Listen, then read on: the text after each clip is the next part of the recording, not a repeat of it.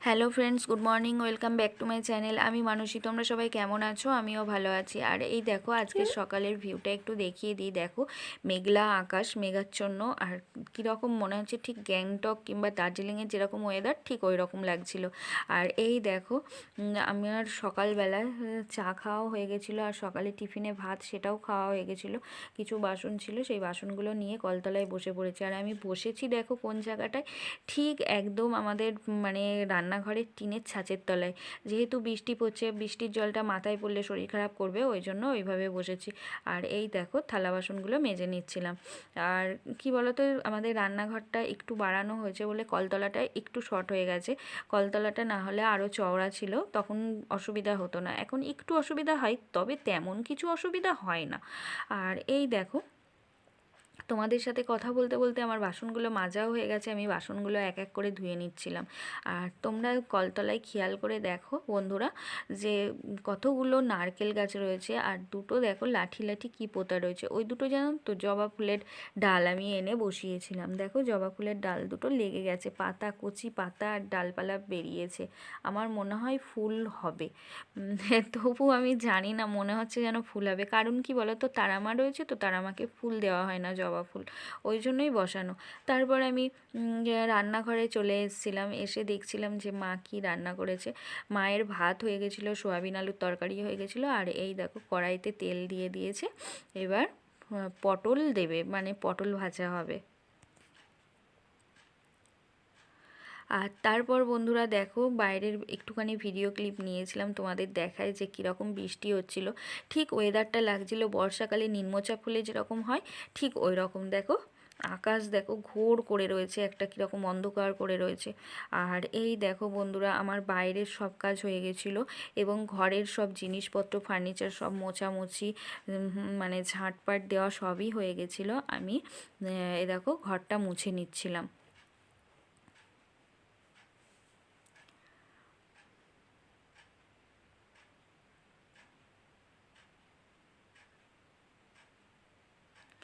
আর বন্ধুরা, তোমরা একটা জিনিস খেয়াল করো, আমাদের নিচের ঘরের জানলার নিচের পাটটা খোলা হয় না ঠিকই, কিন্তু ওপরের পাটটা খুলে দেওয়া হয়।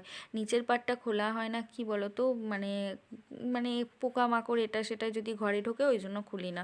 আর ওপরের পাটটা খুলে দেওয়া হয়, কিন্তু সেই ওপরের পাটটাও খোলা হয়নি। কারণ কি বলো তো, আমার ছেলের জানো তো প্রচণ্ড শরীর খারাপ করেছে, আর ওর শরীর খারাপ হওয়া মানেই জ্বর আর কাশি, এইটা বেশি জানো না। আর মানে কাশতে শুরু করলে ওর কাশিটা যদি দেখো এখন একটু একরকম রয়েছে, পরেক্ষণে আর এক রকম হয়ে যায়। ওর সবসময় কাশি হলেই না বাড়াবাড়ি হয়ে যায়, ওকে তখন মানে গ্যাস দিতে হয়। ওইটাই আমি ভয় পাই, ওই জন্য নিচের জানলা, এই নিচের জানলাও খুলিনি, ওপরের জানলাও খুলিনি। মানে ঘর পুরো একদম বন্ধ ছিল, শুধু এই ধারের একটা জানলার পাট খোলা ছিল। আর ঘরটা মুছবো বলে ওকে আমি বাইরে পাঠিয়ে দিয়েছিলাম, মানে রান্নাঘরে গিয়ে বললাম তুই ফোন দেখ, আমি ঘরটা মুছে নিই, কারণ পাখা চালাবো, পাখা চালালে তোর আরও বাড়াবাড়ি হয়ে যাবে। পাখা চালিয়ে ঘরটা শুকিয়ে গেলেই ও ঘরে এসে বসবে। আর বাইরেও বেরোতে দিইনি একটুও, কারণ ওই বাইরের ঠান্ডা আবহাওয়ার যদি লাগে আরও বাড়াবাড়ি হয়ে যাবে। আর এই দেখো, তোমাদের সাথে কথা বলতে বলতে বন্ধুরা দেখো, আমি বাইরের বারান্দাটাও মুছে নিলাম।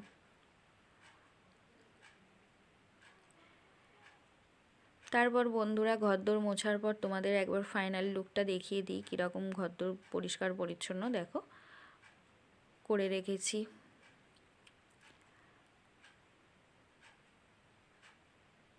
এই দেখো আমাদের ভোলা বাবা। ঘরদোর পরিষ্কার করে গুছিয়ে রাখলে দেখতেও ভালো লাগে বলো। আর এই দেখো, এখানে আমার মা শুয়ে রয়েছে খাটে, কারণ মায়ের শরীরটা ভালো ছিল না। মার রান্নাটা কোনো রকম করে এসে মানে ওখানে গ্যাস টেবিলটা পরিষ্কার করে এসেই শুয়ে পড়েছিল। আর এই দেখো, আমি চলে এসেছি রান্নাঘরে। আর রান্নাঘরে এসে দেখি, এই দেখো হাঁড়িতে সাদা ভাত, আর এই দেখো সোয়াবিন আলুর তরকারি, আর হচ্ছে এই দেখো পটল ভাজা। আর ওই যে চুবড়ি চাপা রয়েছে একটা, কি ওর ভেতর একটা পদ ছিল, আমি ঠিক আমার এখন মনে নেই, আমি এডিট করার সময় দেখলাম। আর এই দেখো বন্ধুরা, আমি আস্তে আস্তে আবার ঘরে এসেছি, কারণ আমি ফ্রিজে কিছু একটা রাখবো বলে ফ্রিজটা খুলছিলাম। তারপর আমি ওপরে চলে এসেছি। ওপরে এসে এই দেখো তোমাদের দেখাই, আমি সকালবেলা যে বিছানা তুলে গেছি তোমাদের সাথে শেয়ার করতে পারিনি, কারণ হচ্ছে কি বলো তো, সকালবেলাটা একটু তাড়াহুড়ো করেই বিছানা তুলে নিচে গিয়ে ব্রাশ করে চা খেতে হয়, ওই জন্য মানে সকালবেলাটা আর ক্যামেরা অন করা হয় না। আর এই দেখো আমি জানলার পাল্লাগুলো একটাও খুলিনি, পর্দাও খুলিনি, আবার তার উপরে এই দেখো খাটের স্ট্যান্ডে বেড কভারটা দেওয়া থাকে, কারণ হচ্ছে ছেলে আমার সাথে এখন শোয়, কারণ শীতকালে আমি এই ঘরটাই থাকি, এই ঘরটা খুব গরম জানো তো, ওই জন্য শীতকালে ভালো। আর ওর যেহেতু ঠান্ডার একটু ধাত আছে, ওই জন্য এই ঘরটাতে আমার কাছে থাকে, আর গরমকালটা মায়ের ঘরটা ঠান্ডা থাকে, মায়ের কাছে থাকে। আর এই দেখো আমাদের একটা ছোট্ট শোকেস, তার মধ্যে আমার আর ছেলের জামা কাপড়। আর ঘড়িতে দেখো কটা বাজে, 1টা বাজতে 10 মিনিট বাকি তখন। তারপর আর তেমন কিছু ভিডিও করা হয়নি। আর তারপর আমি 6টার সময় চলে গেছিলাম, ছেলের আঁকা স্যার আসার কথা ছিল, কারণ হচ্ছে ওদের একটা আঁকা কম্পিটিশান ছিল, তার ফর্মটা জমা দেওয়ার দরকার ছিল, আর আঁকা কম্পিটিশানে যে আঁকাটা দেবে সেই আঁকাটা নিয়ে আসার দরকার ছিল, ওই জন্য আমি গিয়েছিলাম স্যারের কাছে ওই আঁকাটা নিয়ে আসার জন্য। ছেলে বলছিল বারবার করে, মা আমি আঁকতে যাব, মা আমি আঁকতে যাব, আমি ওকে নিয়ে যাইনি, কারণ বাড়ি করিনি আমি ওকে সারাদিন, কারণ ওই হাওয়াটা লাগলে আরও বেশি বাড়াবাড়ি হয়ে যেত কাশিটা, তখন আমি নিয়ে কোথায় ছুটতাম, ওই জন্য আর নিয়ে যাইনি।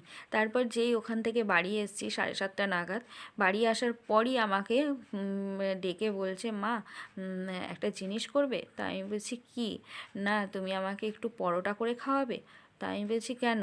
না তুমি আমাকে সেই একবার করেছিলে না কেটে কেটে কি পরোটা, ওই পরোটা করবে। তার মানে ও বলতে চাইছিল লাচ্ছা পরোটার কথা, কারণ একবার ষষ্ঠীর সময় তখন আমার বাবা বেঁচে ছিলেন, তখন বোনাই এসেছিলো, ওই লাচ্ছা পরোটা করেছিলাম, খেতে খুব ভালো লেগেছিল। তাই বলছে তুমি ওই পরোটা করবে। তা আমার শরীরটা তেমন ভালো লাগছিল না, আমি বলছি মানে অন্য দিন করে খাওয়াবো, আজকের দিনটা ছাড়। না আজকের ওয়েদারটা ভালো, তুমি আমাকে করে দাও। আমি বললাম তাহলে ঠিক আছে। আমার শরীর ভালো লাগছিল না বলে যতটা শর্টে করা যায়, লাচ্ছা পরোটা তো অনেকটা সময় নিয়ে করতে হয়, আমি করে দিয়েছিলাম ওকে পাকানো পরোটা করে দিয়েছিলাম, ওটাও খেতে ভালো হয়েছিল। তা ওটাও খেয়েছিল। আর পরোটাগুলো যখন ভাজছিলাম আমাকে বারবার বলছিল, মা পরোটাতে তেল দেবে না, ও যেন তো শুকনো পরোটা খেতে বেশি ভালোবাসে, তেলের জিনিসটা খুব একটা খেতে পছন্দ করে না। লুচি ভাজলেও লুচির গায়ে যদি এক ফোঁটাও তেল থাকে, মানে শুকনো হয়ে থাকবে, সেই জিনিসটা ভালো লাগে। লুচিতেও ওরকম তেল মানে জবজবে অবস্থায় থাকলে সেই জিনিস খেতে চায় না ও কোনো সময়। তাই হালকা করে ওর জন্য 2খানা পরোটা ভেজে দিয়েছিলাম, মানে তেল দিইনি, আর আমাদেরগুলোই হালকা করে একটু একটু তেল দিয়েছিলাম।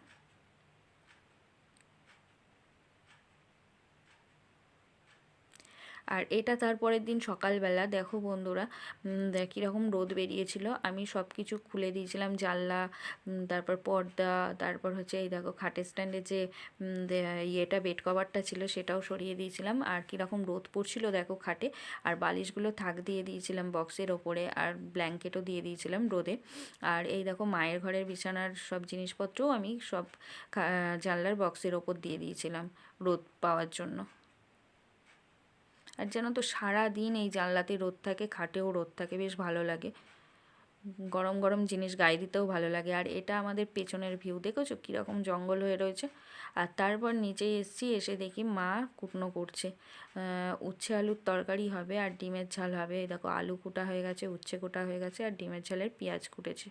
আর তারপর নিচে এসে আমি ব্রাশ করে নিয়েছিলাম, নিয়ে এ দেখো মা চা করে রেখেছিলাম, চাটা গরম, মা চা করে রেখেছিল, চাটা গরম করে এ দেখো চা বিস্কুট খেয়ে নিয়ে আমি রান্নাটা বসিয়ে দিয়েছিলাম। মাকে বললাম, মা যেহেতু শরীরটা ভালো লাগছে না, আমি বললাম আমি রান্নাটা করে নিচ্ছি, ওই উচ্ছে আলুর তরকারি আর ডিমের ঝাল করেছিলাম।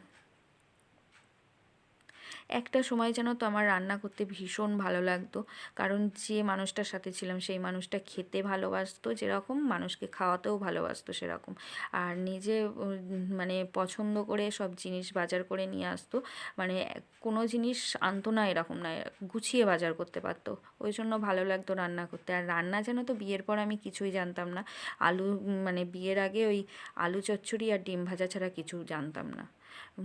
বুঝতে পেরেছো? ওই হাজব্যান্ডের মায়ের চাপে পড়ে সবই শিখেছি আর রান্না খুব টেস্টও হতো, খেতে ভালোবাসতো ও, মানে হাজব্যান্ডও ভালোবাসতো। এখন যেন তো ছেলে খেতে ভালোবাসে, কিন্তু আমার আর করতে ভালো লাগে না রান্না। তা মা বলে, দেখ যার জন্য করেছিলিস সে চলে গেছে, এখন তার কথা বাদ দিয়ে ছেলেটার কথা ভাব, ছেলেটার তো খেতে ভালোবাসে। আর এটাই দেখো দুপুরবেলা আমি চান টান করে নিয়ে ওপর ঘরে বসেছিলাম। আর যদি ভিডিও ভালো লাগে লাইক কমেন্ট শেয়ার অবশ্যই করো, আর চ্যানেলটি সাবস্ক্রাইব করে আমার চ্যানেলে